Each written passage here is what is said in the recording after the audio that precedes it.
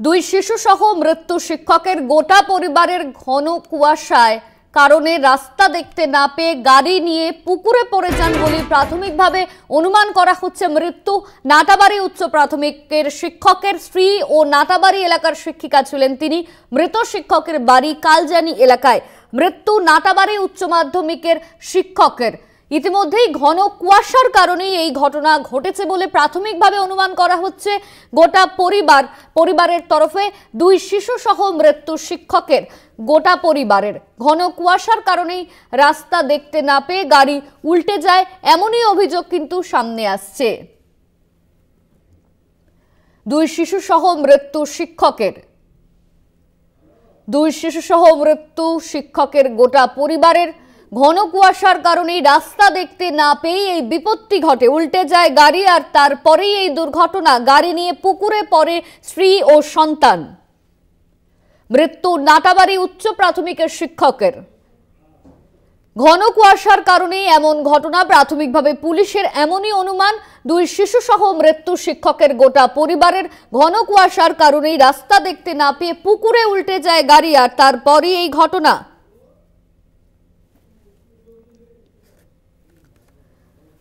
দুই শিশু সহ মৃত্যু শিক্ষকের গোটা পরিবারের ঘন কুয়াশার কারণে রাস্তা দেখতে না পেয়ে গাড়ি উল্টে যায়। দুই শিশু সহ মৃত্যু শিক্ষকের গোটা পরিবারের। পুলিশের যে অনুমান যে এই কুয়াশার কারণেই গাড়ি উল্টে যায় আর তারপরে এই ঘটনা ঘটেছে।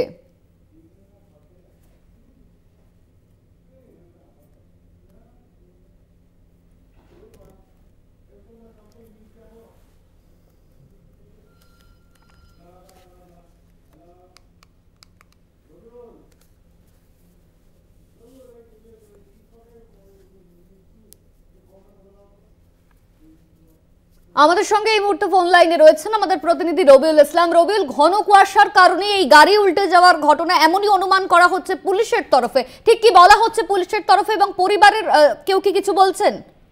দেখো, তোমাকে জানিয়ে রাখি, গতকাল রাতে কিন্তু কোচবিহারের কালজানি এলাকা যে রয়েছে সেই কুড়ার পাড়ে একেবারেই কিন্তু গাড়ি সহ নিজের স্ত্রী এবং দুই সন্তানকে নিয়ে একেবারে পুকুরে কিন্তু পড়ে মৃত্যু হয় স্থানীয় এক শিক্ষকের। এবং ওই যে শিক্ষক রয়েছেন সেই শিক্ষকের স্ত্রী কিন্তু তিনিও পেশায় শিক্ষিকা। পরিবার সূত্রে যেটা জানা যাচ্ছে, গতকাল রাত 11টা নাগাদ তারা কিন্তু কোচবিহার থেকে তুফানগঞ্জের উদ্দেশ্যে রওনা দিয়েছিলেন একটি অনুষ্ঠানের উদ্দেশ্যে। এবং প্রতিমধ্যেই কিন্তু তাদের এই যে গাড়ি দুর্ঘটনা ঘটে এবং সেখানেই তৎক্ষণাৎ কিন্তু যে শিক্ষক দম্পতি রয়েছেন তাদের মৃত্যু হয় এবং পরবর্তীতে যে দুজন শিশু ছিল তাদেরকে কিন্তু হাসপাতালে নিয়ে যাওয়া হলে সেখানেও তাদের মৃত্যু হয়। এমনটাই কিন্তু সেই যে মৃত শিক্ষক রয়েছেন তার ভাই এমনটা দাবি করছেন এবং তার ভাই আরো জানাচ্ছেন যে প্রাথমিকভাবে যেটা তারা শুনতে পেরেছে বা স্থানীয় প্রত্যক্ষদর্শী থেকে শুরু করে স্থানীয় যারা লোকজন ছিল রাস্তায় তাদের কাছ থেকে যারা জানতে পেরেছে যে ঘন কুয়াশার কারণেই এমনটা হয়েছে।